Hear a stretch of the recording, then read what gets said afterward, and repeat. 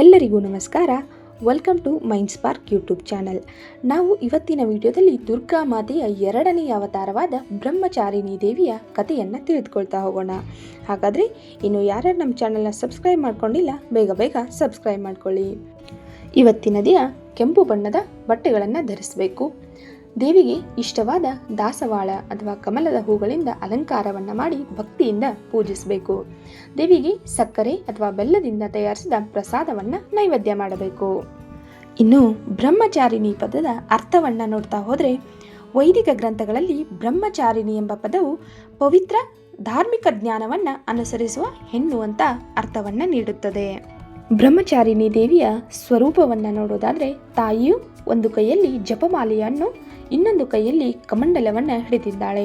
ತಾಯಿಯ ಈ ರೂಪವನ್ನು ಪೂಜಿಸುವುದರಿಂದ ಸಂಯಮ, ಪರಿತ್ಯಾಗ ಮತ್ತು ನಿರ್ಲಿಪ್ತತೆಯೊಂದಿಗೆ ವ್ಯಕ್ತಿಯಲ್ಲಿ ಸದ್ಗುಣದ ಭಾವನೆಗಳು ಬೆಳೆಯುತ್ತವೆ.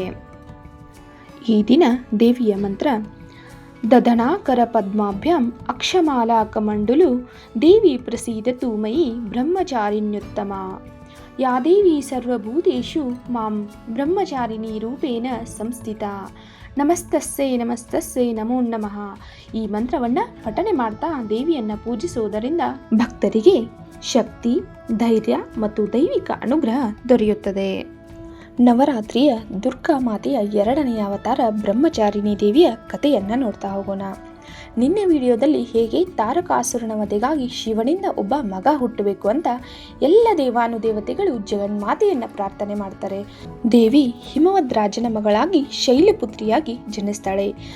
ನಾರದರ ಸಲಹೆಯಂತೆ ದೇವಿ ಸಕಲ ವಿದ್ಯೆಗಳನ್ನು ಕಲಿತುಕೊಂಡು, ನಾರದರು ಶಿವನೇ ನಿನ್ನ ಪತಿ ಅಂತ ಹೇಳಿದ್ರಿಂದ ಶಿವನ ಮೇಲೆ ಅತಿಯಾದ ಭಕ್ತಿಯನ್ನು ಇಟ್ಕೊಂಡಿರ್ತಾಳೆ.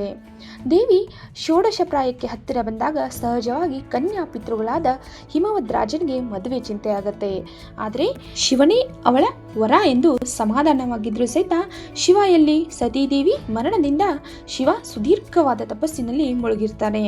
ಯಾರೂ ಅವನ ಉಗ್ರ ತಪೋಭಾವವನ್ನು ಭಂಗ ಮಾಡುವಂತ ಶಕ್ತಿಯನ್ನು ಹೊಂದಿರಲ್ಲ.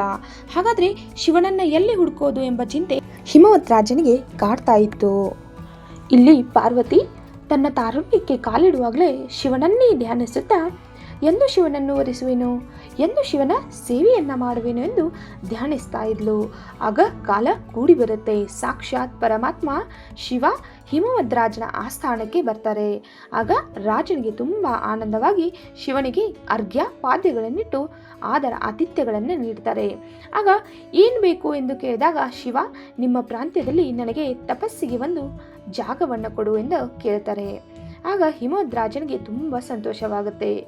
ರೋಗಿ ಬಯಸಿದ್ದು ಹಾಲು ಅನ್ನ, ವೈದ್ಯ ಹೇಳಿದ್ದು ಹಾಲು ಅನ್ನ ಅನ್ನೋ ಥರ ಒಂದು ಸುಂದರವಾದ ಪ್ರದೇಶವನ್ನು ಸಿದ್ಧ ಮಾಡಿ ಶಿವನ ತಪಸ್ಸಿಗೆ ಅಣಿ ಮಾಡಿ ತಾಯಿ ಪಾರ್ವತಿಯನ್ನು ಶಿವನ ಸೇವೆಗೆ ನೇಮಕ ಮಾಡ್ತಾರೆ.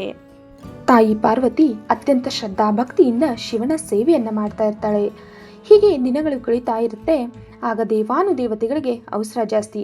ಇವರಿಬ್ಬರ ಮಧ್ಯೆ ಯಾವಾಗ ಪ್ರೇಮಾಂಕುರವಾಗಿ ಮದುವೆಯಾಗಿ ತಾರಕಾಸುರನನ್ನ ವಧೆ ಮಾಡುವ ಪುತ್ರನ ಜನನ ಯಾವಾಗ ಆಗುತ್ತೆ, ನಮಗೆ ಯಾವಾಗ ನೆಮ್ಮದಿ ಸಿಗುತ್ತೆ ಅಂತ ಕೊನೆಗೆ ಮನ್ಮಥನನ್ನ ಕರೆದು ವಸಂತನ ಜೊತೆ ಹೋಗು, ಅಕಾಲದಲ್ಲಿ ವಸಂತ ಋತುವನ್ನು ಉಂಟು ಮಾಡಿ ಶಿವನ ಮನಸ್ಸನ್ನ ವಿಚಲಿತಗೊಳಿಸು, ಹೂಬಾಣವನ್ನ ಚಿಮ್ಮಿಸಿ ಪಾರ್ವತಿ ಮೇಲೆ ಪ್ರೇಮಾಂಕುರವಾಗುವಂತೆ ಮಾಡು ಅಂತ ಕಳಿಸ್ತಾರೆ. ಮನ್ಮಥನಿಗೆ ತುಂಬಾ ಅಹಂಕಾರ ಇರುತ್ತೆ. ಜಗತ್ತಿನ ಎಂತೆಂಥ ತಪಸ್ವಿಗಳನ್ನು ಬೀಳಿಸ್ಬಿಟ್ಟಿದ್ದೀನಿ ಅಂತ. ಒಂದು ಕಡೆ ಶಿವ ಅಂತ ಭಯನೂ ಇರುತ್ತೆ. ಅಲ್ಲಿ ಹೋಗ್ತಾರೆ. ಶಿವ ತನ್ನ ಪಾಡಿಗೆ ತಾನು ತಪೋಭಾವದಲ್ಲಿ ನಿರತರಾಗಿರ್ತಾರೆ. ಪಾರ್ವತಿ ತನ್ನ ಕೈಂಕರ್ಯಗಳನ್ನು ಮಾಡ್ತಿರ್ತಾಳೆ. ಮನ್ಮಥ ಅಕಾಲದಲ್ಲಿ ಕೋಗಿಲೆ ಕೂಗುವ ಹಾಗೆ ವಸಂತ ಋತುವಿನ ಸೃಷ್ಟಿ ಮಾಡ್ತಾರೆ. ಶಿವ ಒಂದು ಕ್ಷಣ ಇದೇನು ವಸಂತ ಋತು ಇವಾಗ ಅಂತ ಅನ್ಕೋಬೇಕಾದ್ರೆ ಅಷ್ಟರಲ್ಲಿ ಪಾರ್ವತಿ ಬರ್ತಾಳೆ. ಮನ್ಮಥ ಹೂಬಾಣಗಳನ್ನು ಶಿವನ ಎದೆಯ ಮೇಲೆ ಚಿಮ್ಮಿಸ್ತಾನೆ. ಮನ್ಮಥನ ಆ ಹೂಬಾಣ ಅಂತಿದ್ದದ್ದಲ್ಲ, ಎಂಥವರನ್ನು ಪರವಶಗೊಳಿಸುವಂಥದ್ದು.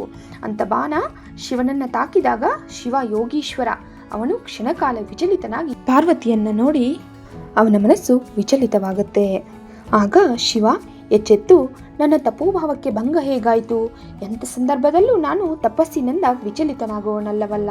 ಯಾರು ನನ್ನ ಮನಸ್ಸನ್ನು ವಿಚಲಿತಗೊಳಿಸಿದವರು ಅಂತ ನೋಡ್ತಿರ್ಬೇಕಾದ್ರೆ ಮನ್ಮಥ ಹೂಬಾಣ ಹಿಡ್ಕೊಂಡು ಅಲ್ಲೇ ನಿಂತಿರ್ತಾನೆ. ಕೋಪದಿಂದ ನೋಡ್ತಾನೆ ಶಿವ. ಅವನ ಉರಿಗಣ್ಣಿನಿಂದ ಮನ್ಮಥ ಸುಟ್ಟೆ ಹೋಗ್ತಾನೆ. ಪಾರ್ವತಿಗೆ ಆಘಾತವಾಗುತ್ತೆ. ಅಯ್ಯೋ, ಏನೂ ತಪ್ಪು ಮಾಡದಿರೋ ನನಗೆಂತ ಶಿಕ್ಷೆ ಅಂತ. ಶಿವ ಬೇಸತ್ತು ಅಲ್ಲಿಂದ ಹೊರಡ್ತಾನೆ. ಹಿಮವಂತ ರಾಜನಿಗೂ ಬೇಸರ ಆಗತ್ತೆ. ನಡಿಬೇಕಾದದ್ದು ಮದುವೆ ಪ್ರಸಂಗ, ಆದರೆ ಇಲ್ಲಿ ಆದದ್ದೇ ಬೇರೆ. ಈ ಆಘಾತದಿಂದ ಪಾರ್ವತಿ ಮತ್ತು ದೇವತೆಗಳು ಬೇಗ ಚೇತರಿಸಿಕೊಳ್ಳಲ್ಲ. ಆದರೆ ಪಾರ್ವತಿ ಸ್ವಾಭಿಮಾನಿಯಾದವಳು, ಧರ್ಮ ಅಧರ್ಮಗಳನ್ನು ಅರಿತವಳು, ಕೋಪಗೊಳ್ಳಲ್ಲ. ಪರಮಾತ್ಮ ನನ್ನನ್ನು ಯಾಕೆ ನಿರಾಕರಿಸಿದ? ನನ್ನಲ್ಲಿ ರೂಪ, ಗುಣ, ಭಕ್ತಿ, ವಿದ್ಯೆ, ಐಶ್ವರ್ಯ ಎಲ್ಲವನ್ನು ಹೊಂದಿದ್ದೇನೆ, ಮತ್ತ್ಯಾಕೆ ಶಿವನನ್ನು ನಿರಾಕರಿಸಿದ ಅಂತ ಆತ್ಮ ಅವಲೋಕನ ಮಾಡ್ತಾಳೆ. ಆಗ ಅವಳಿಗೆ ಸಿಕ್ಕ ಉತ್ತರವೇ ತಪಸ್ಸು. ಶಿವನು ತಪಸ್ವಿಗಳಲ್ಲಿ ರಾಜ, ಯೋಗೀಶ್ವರ. ಅವನನ್ನು ಮದುವೆಯಾಗಬೇಕಂದ್ರೆ ನಾನು ತಪಸ್ವಿನಿಯಾಗಬೇಕು ಅಂತ ನಿರ್ಧಾರವನ್ನು ಮಾಡ್ತಾಳೆ. ತನ್ನ ತಂದೆ ತಾಯಿಯ ಆಶೀರ್ವಾದವನ್ನು ಪಡೆದು ಅರಮನೆಯ ಸುಖಭೋಗದ ಜೀವನವನ್ನು ಬಿಟ್ಟು ನಾರುಮಡಿಯಲ್ಲಿ ಜಪಮಾಲೆ ಹಿಡಿದುಕೊಂಡು ತಪಸ್ಸಿಗೆ ಕೂತ್ಕೋತಾಳೆ. ಅಲ್ಲಿ ಅವಳು ನೆಲದ ಮೇಲೆ ಮಲ್ಕೊತಾಳೆ. ಅತ್ಯಂತ ಸರಳವಾದ ಜೀವನವನ್ನು ನಡೆಸ್ತಾಳೆ. ಹಗಲಿರುಳು ಜಪವನ್ನು ಮಾಡ್ತಾಳೆ. ಆಹಾರದಲ್ಲಿ ನಿಯಮ, ನಿದ್ದೆಯನ್ನು ನಿಯಂತ್ರಿಸ್ತಾಳೆ. ನಾರುಮಡಿಯನ್ನು ಉಟ್ಕೊಂಡಿರ್ತಾಳಲ್ಲ, ಆ ಒರಟು ಬಟ್ಟೆ ಅವಳ ಚರ್ಮವನ್ನೆಲ್ಲ ಉಜ್ಜಿ ಕೆಂಪಗೆ ಮಾಡುತ್ತೆ. ಆದರೆ ಅವಳು ಅದನ್ನೆಲ್ಲ ಲೆಕ್ಕಿಸದೆ ನಾನು ತಪಸ್ಸಿನಲ್ಲಿ ಸಿದ್ಧಿಯನ್ನು ಪಡಿಬೇಕು ಅಂತ, ಪರಮಾತ್ಮನನ್ನು ಒಲಿಸ್ಕೋಬೇಕು ಅಂತ ತಪಸ್ಸನ್ನು ಮಾಡ್ತಾಳೆ. ಹಾಗಾಗಿ ದೇವಿ ಪಾರ್ವತಿಯನ್ನು ಆ ರೂಪದಲ್ಲಿ ಬ್ರಹ್ಮಚಾರಿಣಿ ಅಂತ ಕರಿತೀವಿ. ದೇವಿ ಬಗೆ ಬಗೆಯ ತಪಸ್ಸನ್ನು ಮಾಡ್ತಾಳೆ. ಆಹಾರ ನಿದ್ರಾದಿಗಳನ್ನು ತಪಸ್ಸಿನ ಮೂಲಕ ಗೆಲ್ತಾಳೆ. ಅದೇ ರೀತಿ ಋತುವಿಗೆ ಸಂಬಂಧಿಸಿದಂತೆ ದೇಹದ ಒಂದು ದೌರ್ಬಲ್ಯವನ್ನು ಗೆಲ್ತಾಳೆ. ಬೇಸಿಗೆಯ ಕಾಲದಲ್ಲಿ ತಣ್ಣಗಿರಬೇಕೆಂದು ಇಚ್ಛಿಸ್ತೀವಿ ನಾವೆಲ್ಲ. ಆದರೆ ಪಾರ್ವತಿ ಪಂಚಾಗ್ನಿ ತಪಸ್ಸನ್ನು ಮಾಡ್ತಾಳೆ. ಪಂಚಾಗ್ನಿ ತಪಸ್ಸಂದರೆ ತನ್ನ ಸುತ್ತಲೂ 4 ಕಡೆ ಬೆಂಕಿಯನ್ನು ಬೇಯಿಸಿಕೊಂಡು ಮೇಲೆ ಸೂರ್ಯ, ಅವನೇ ಪಂಚವ ಸೂರ್ಯ. ಹೀಗೆ ಪಂಚಾಗ್ನಿಗಳ ಮುಂದೆ ಬೆಳಗ್ಗೆ ಸೂರ್ಯೋದಯದಿಂದ ಸಾಯಂಕಾಲ ಸೂರ್ಯಾಸ್ತದವರೆಗೆ ನಿರಂತರವಾಗಿ ತಪಸ್ಸನ್ನು ಮಾಡ್ತಾಳೆ. ಹಾಗೆ ಅವಳು ಮಾಡಿದಾಗ ಅವಳ ಚರ್ಮವೆಲ್ಲ ಸುಟ್ಟಂತಾಗುತ್ತೆ. ಕಣ್ಣುಗಳ ಸುತ್ತ ಡಾರ್ಕ್ ಸರ್ಕಲ್ ಬರುತ್ತೆ. ಆದರೆ ಅವಳ ಕಣ್ಣಿನ ವರ್ಚಸ್ಸು ಹೆಚ್ಚಾಗುತ್ತೆ. ಈ ರೀತಿ ಪಂಚಾಗ್ನಿ ತಪಸ್ಸನ್ನು ಮಾಡಿ ಗೆಲ್ತಾಳೆ. ಇನ್ನು ಚಳಿಗಾಲದಲ್ಲಿ ಹಿಮಾವೃತವಾದ ಸರೋವರಗಳಲ್ಲಿ ಕಂಠದುದ್ದಕ್ಕೂ ನಿಂತು ಓಂ ನಮಃ ಶಿವಾಯ ಎಂದು ಜಪ ಮಾಡ್ತಾಳೆ.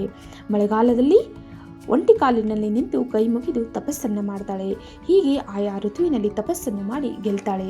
ಮೊದಲು ಸ್ವಲ್ಪ ಸ್ವಲ್ಪ ಆಹಾರ ತಿಂತಾ ಇದ್ದವಳು ಉಪಹಾರಕ್ಕೆ ಬರ್ತಾಳೆ, ಫಲಹಾರಕ್ಕೆ ಬರ್ತಾಳೆ. ಕೇವಲ ಒಣಗಿದ ಎಲೆಗಳನ್ನಷ್ಟೇ ತಿಂತಾಳೆ. ಪರ್ಣ ಅಂದರೆ ಎಲೆ, ಅದನ್ನು ಬಿಟ್ಟಾಗ ಅವಳಿಗೆ ಅಪರ್ಣ ಅಂತ ಹೆಸರು ಬರುತ್ತೆ. ಆಮೇಲೆ ಹಾಲನ್ನು ಸೇವನೆ ಮಾಡ್ತಾಳೆ. ಅದು ಬಿಟ್ಟು ನೀರನ್ನು ಸೇವನೆ ಮಾಡ್ತಾಳೆ.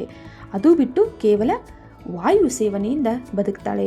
ಇಂತಹ ಕಠಿಣಾತಿ ಕಠಿಣ ತಪಸ್ಸನ್ನು ಮಾಡಿ ಅವಳು ತಪೋವೃದ್ಧಳಾಗ್ತಾಳೆ. ಪರಮಾತ್ಮನನ್ನು ಪಡೆಯೋಕೆ ಅರ್ಹಳಾಗ್ತಾಳೆ. ಆದರೂ ಶಿವ ಬಂದಿಲ್ಲ. ಆಗ ಎಲ್ಲ ಸಪ್ತರ್ಷಿಗಳು ಹೋಗಿ ಹೇಳ್ತಾರೆ, ಇನ್ನೂ ಕಾಡಿಸ್ಬೇಡ ಶಿವ, ಹೋಗು ಅಂತ. ಆಗ ಶಿವ ಸ್ವಲ್ಪ ತಮಾಷೆ ನೋಡೋಣ ಅಂತಂದ್ಬಿಟ್ಟು ಶಿವ ಒಬ್ಬ ಜಟಿಲನ ವೇಷದಲ್ಲಿ ಬರ್ತಾರೆ.